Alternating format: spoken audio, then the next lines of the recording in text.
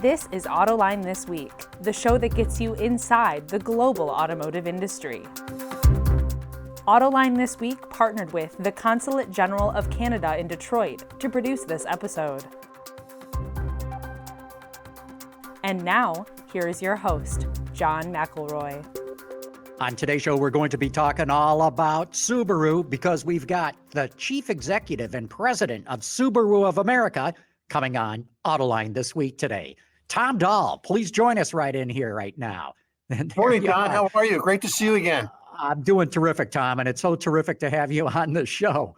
Well, I've also got to introduce the other journalists who will be joining us, my colleagues, including Omari Gardner from Automotive News. Good morning, Omari. Morning. Good seeing you there. Great to see you. And we've got Steve Finlay from Wards Intelligence. Hello, Steve. Hey, everybody. Good to be here. Well, let's get into the conversation. Tom, as we all know, the automotive market has really taken a hit because of this pandemic. Sales stink, but Subaru not doing as bad as everybody else. In fact, you've picked up some market share. Do you see any other signs of life out there? Well, just like everybody else, when this thing started back around March 15th, the middle of the month, we were off to a very good start to the year. We thought we were going to have our 13th year of sales increases and our 12th consecutive year of record earnings and sales. But unfortunately, it's like the dog running and it suddenly hits the leash and suddenly the neck pops back and you're sprung back into something that you never expected was going to happen. Although I think we thought probably a week or two before that something was going to happen with the economy because remember the NCAA tournament got shut down. A lot of the sporting events got shut down, but never did I think they were going to close the entire economy down. And so far, we're down through the first 6 months of the year. We're down about 21%. The industry's down about 24%, as you said. We had in terms of market share in June, we had our best market share month ever. We had 4.8% total market share. And on retail, if you exclude the fleet and the other stuff that gets added into that, we had about a 5.4% market share. So, but we're still down, right? I mean, we were down 12% roughly in June. March and April, we were down 47% in each of those months, recovered in May. May we were down about, 17, 18%. And then in June, we were down about 12%. So every month it's gotten a little bit better from a sales standpoint. And June was really not too bad, all things considered, because our day supply is now getting to be quite low. We've only got about a 28-day supply of inventory. And some of our key product lines, the four horsemen, as we call them, the Outback, the Forester, the Crosstrek, and the Ascent, those day supplies are very, very low. So efficiency is going to be key in July in order for us to be able to sustain our momentum. Say, Tom, a lot of the automakers were putting out some pretty generous incentives in March and April. It was absolutely necessary. I know you're not a big fan of incentives, but what do you think of that? I mean, nobody is a big fan of incentives on the automaker side, but sometimes they're a necessary evil, right? Right. Well, Steve, it's a good question. One of the things I've learned over the years, of course, I've been around a long time and seen a lot of the cycles up and down and have been through, I like to say I'm a veteran of this industry.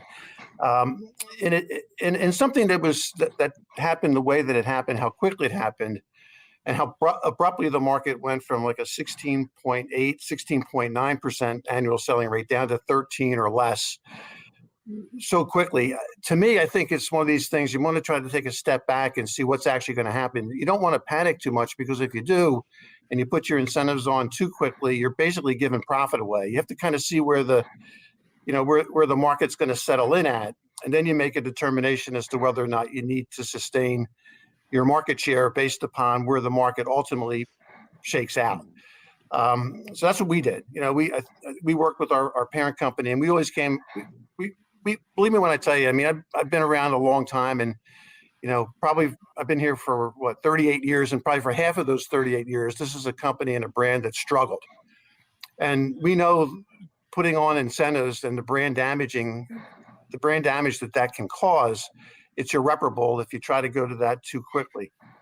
So what we decided to do is rather than offering a lot of cash back to customers, we went to 0% route. So we have 0% on our Outback, Forester, and Ascent models, as well as our 2 sedan with the Impreza and with the Legacy. But that's basically the extent to what we're doing. And it's not really costing us all that much because we're in a period of historically low interest rates. Right. Kind of speaking of, sales and, things normalizing, how is capacity at the plants in Japan and Indiana? Are you near capacity, or where are you at right now? Getting there, Omari. We're slowly building up, as probably the other manufacturers are telling you the same thing, because we all use a lot of the same suppliers. So it's been a slow build, but our factory in Indiana is back to the 2 shifts, and our factory in Guma, Japan is also back. So we're expecting a need, to be frank with you, because our day supply is so low, as I spoke about earlier. We need to have the pipeline refilled as quickly as possible. And, we're going to struggle here probably in July and the first part of August, because we've got to resupply our retailers. But it'll probably be around mid-August to the end of August before we get back to a reasonable day supply. And then, of course, in the fall and as we go through the winter, the day supply should get back to what we would like to see, somewhere in that 40 to 45 day supply range. Do you see that going back and forth? There are some predictions that once the supply needs are met, then all of a sudden demand could potentially abate because of the economy and what might be ahead. Really good point, Steve. I mean, we're watching what's happening in some of the states, probably just like you are, right? I mean, we're seeing what's happening in California, Texas, Arizona, Florida. These were the states that were open early on that kind of carried us when the Northeast states, where we're typically strong, shut down. So we just hope it doesn't get into the close down rotation game here, where you got the southern now. Yeah. And of course, we're in New Jersey. Our headquarters is in New Jersey, and New Jersey was one of the hotbed states early on. It seems to be in a little bit of a remission now. But that's something that we really have to worry about. And we are concerned about that, because you don't know what's going to happen. Governor Whitmer in Michigan, I saw yesterday, is so concerned about coronavirus cases in Michigan. She's threatening, again, to close down some of the auto factories out there again. I mean, geez, if that happens, yeah, you just hope it doesn't go back to that. And we hope that the economy continues to improve like it has been. But that's really something we have to watch and be concerned with. Yes. It really is crisis management. Tom, it looks like dealers who have adopted doing the buying process online have come out of this better than those who haven't. How are your retailers doing in that regard? And do you see it the same way, that the ones who are doing online retailing are doing better? Pretty much the same, John. I mean, online retailing in this pandemic situation, customers a little bit concerned about going out, and particularly with our customer base tends to be a little bit older, a little more reluctant maybe to come to the store to visit. So our retailers adopted. I would say around the middle of April is when we saw the adoption. I think after when the economy was first shut down, the first 15 days or the last 15 days of March, 15 days to slow the spread, and then it was the second 15 days from April 1st to April the 15th. When it got to that third period of time, that's when the retailers began to adopt to new methods of retailing, because they needed to and they had to. But what we're finding out is there's a small portion of customers that want to take the process all the way through online, including the delivery and the signing of the papers and all that kind of thing. But most people still want to come in. It's like buying any expensive good, whether it's a ring, a watch, whatever. People still want to see it. They want to test drive it. So people get so far in the process, but then they still want to come in or still want to make arrangements to test drive the vehicle. So we're seeing more online adoption, but we're seeing it getting only so far in the process before the people still then want to come in and test drive the car and have the delivery and make sure they truly understand all the technology that's in the car. But there has been more adoption to online. And this is one of the things probably that's going to change a little bit as we come out of this. Will people continue to want to do the sales process, and certainly some of the service process online as well, with making appointments, coming out to pick up the car, dropping the car back off after it's done, that type of thing. What are you hearing from your retailers now? They this is so unpredictable. What's going to happen in the future? Do you think we may need another round of stimulus or some other PPP-like program going forward? Really good question, Omari. I would say our retailers came out of it very well because we worked in partnership with our retailers to help them with some of the costs that they had incurred, either waiving certain things, working with the finance company. If for those retailers in the beginning anyway that may have had more cars, we worked on storage costs and things like that with our retailers. So I would say if the economy continues the way it's going and we don't see another phase 2 shutdown or lockdown of the economy, probably a second round of PPE, isn't necessary or as necessary.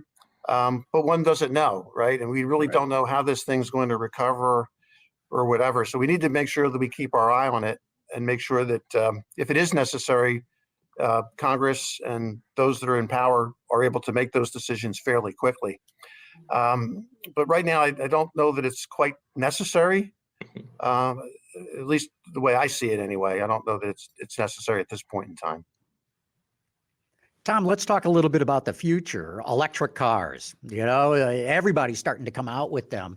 I would think, this is just my impression, that Subaru buyers might be more accepting of electric cars, being more environmentally conscious and that's my read of it. Am I right on that? And what are your plans for an electric car?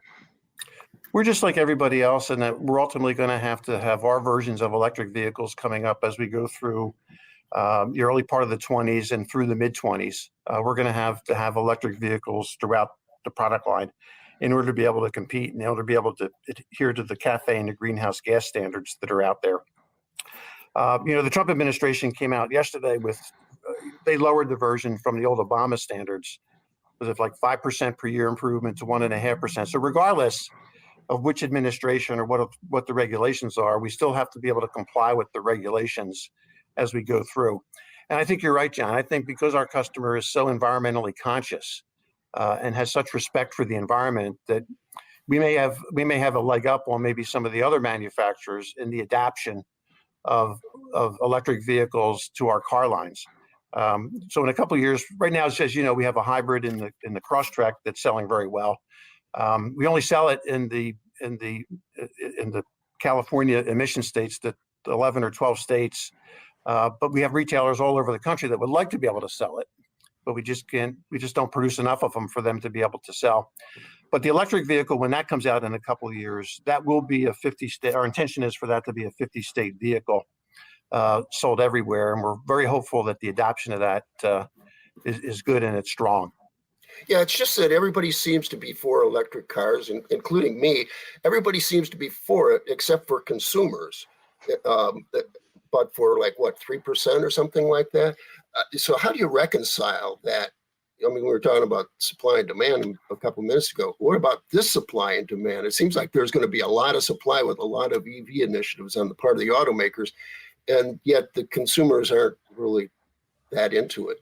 So you're 100% right, Steve. I mean, right now, people don't seem to be willing to accept the price up, for the electric vehicle or the hybrid type vehicle, because when they're looking at it, I mean, customers, I've always found them amazingly smart, right? They sit around their kitchen table with their budget and they say, okay, here's the price for the normally aspirated vehicle. Here's the price for the electric vehicle or the hybrid. And they're doing the math and they're saying, well, geez, here's the price up for it. Here's what it's going to cost me potentially from an incremental monthly payment perspective, or what it's going to cost me over the life of the car. And they say to themselves, most people will say to themselves, it's just not worth it at this point in time with gas prices being so low. But we hope that one of the things that Subaru that we've had to adopt over the years, and John, you appreciate this, is the fact that we've had to make markets where there weren't markets. So this is just going to be another challenge for us to try to create a market and to figure out what the price points need to be and what the payment levels need to be in order to make sure that we get the adoption. And one of the reasons why we've probably been later to the party with electric vehicles is because we just have to make sure that we can sell them in the volumes that they need to be sold in, because we don't have the economies of scale that some of the larger competitors have. We're worldwide. What do we have? 1 or 2% worldwide market share. In the United States, we're fairly good size. Last year we had a 4.1% market share. But still, compared to everybody else in this industry, the larger players, we don't have those economies of scale. We don't compete in trucks.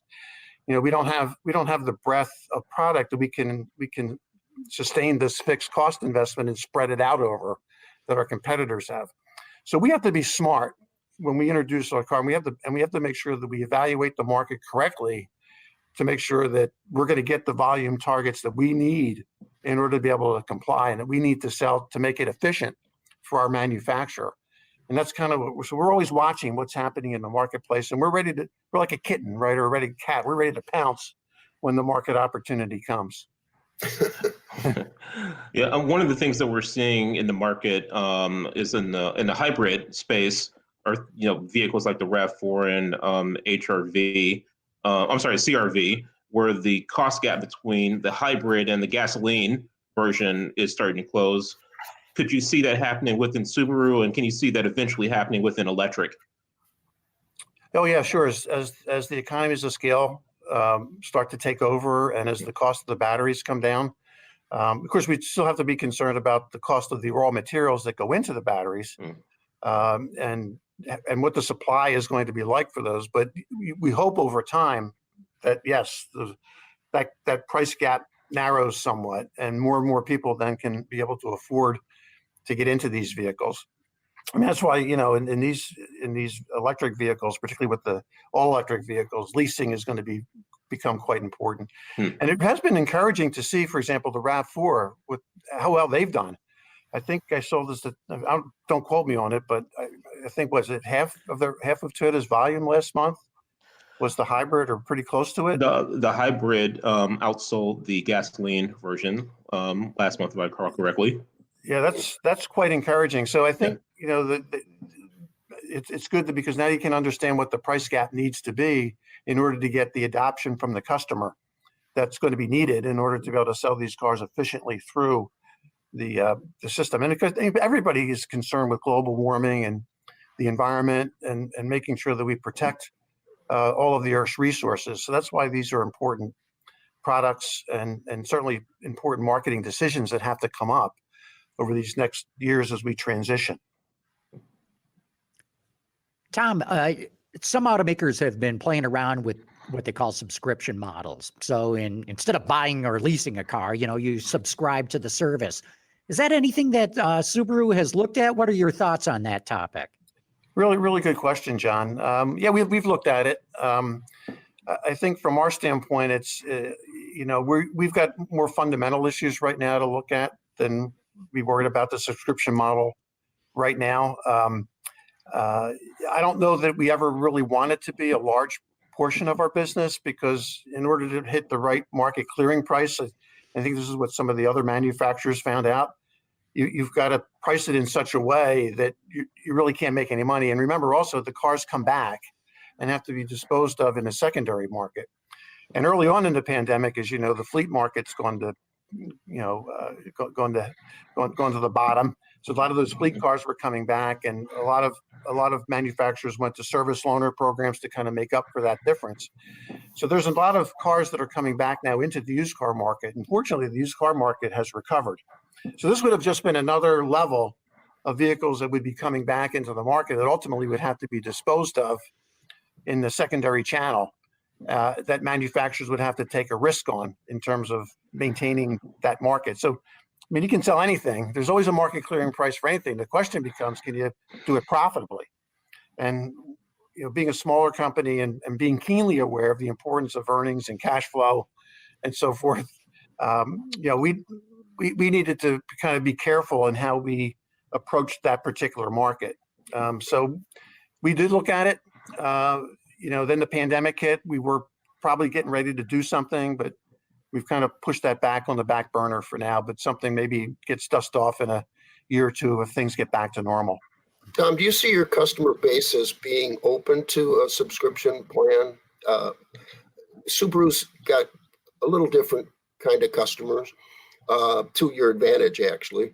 But do you think that subscriptions would be appealing to them? Because it is such a short-term thing. Probably not to our existing customers, but potentially to new customers that we could make them more aware of Subaru, more urban people, for example, that younger people, because we do tend to skew a little bit older in terms of our demographic. I mean, our Impreza, WRX, STI, BRZ lines appeal to younger buyers, of course. Sure. But the mainstream vehicles that we sell appeal to that more to the 35 to 55-year-old person.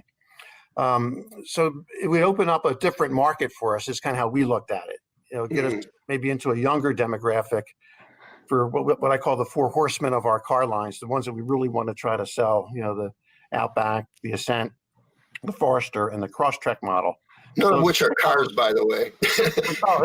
They're great. They're great vehicles. And well, there's CUVs. I was looking at your numbers, and you sell more Crosstrek SUVs than you do cars in total.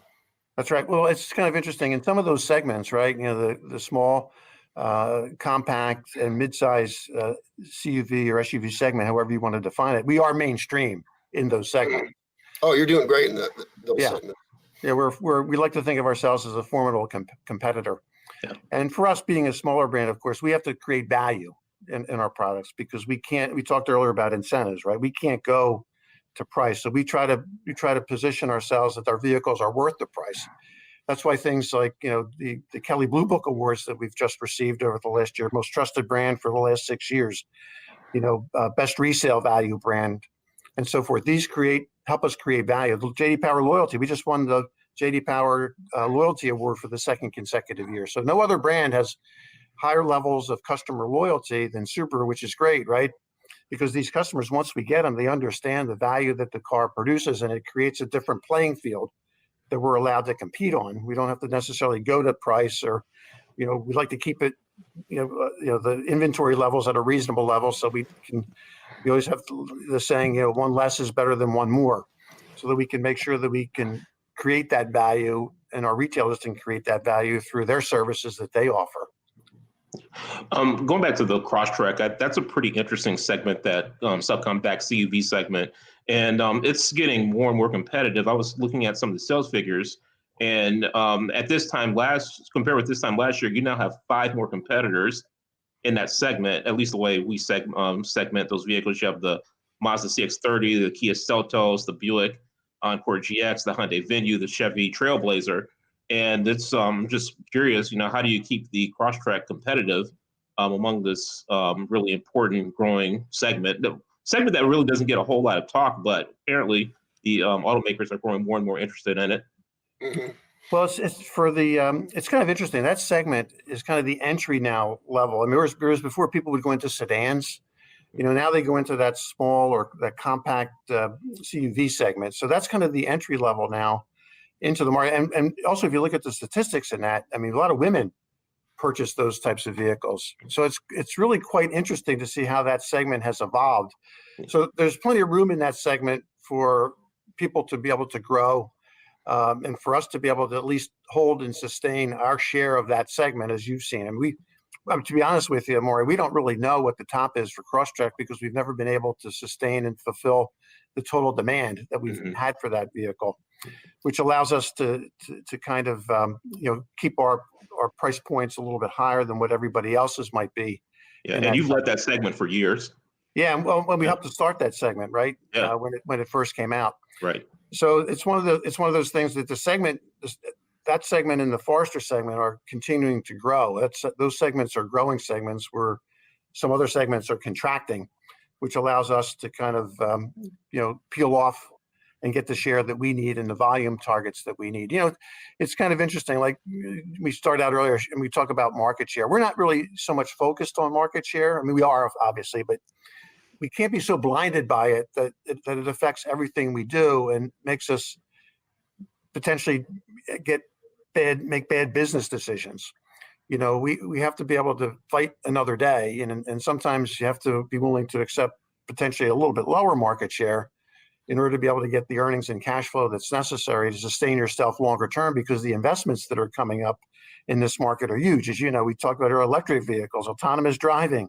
All of these things cost a lot of market research dollars, and we have an obligation to return that back to our parent company, Subaru Corporation in Japan, to make sure we provide those resources to them so they can develop us for the long term, and we have a sustainable future longer term. So the challenge is, and of course now the pandemic on top of it, have just been tremendous. They were tremendous before the pandemic, and now it's even just gotten that much more interesting, I think, and challenging.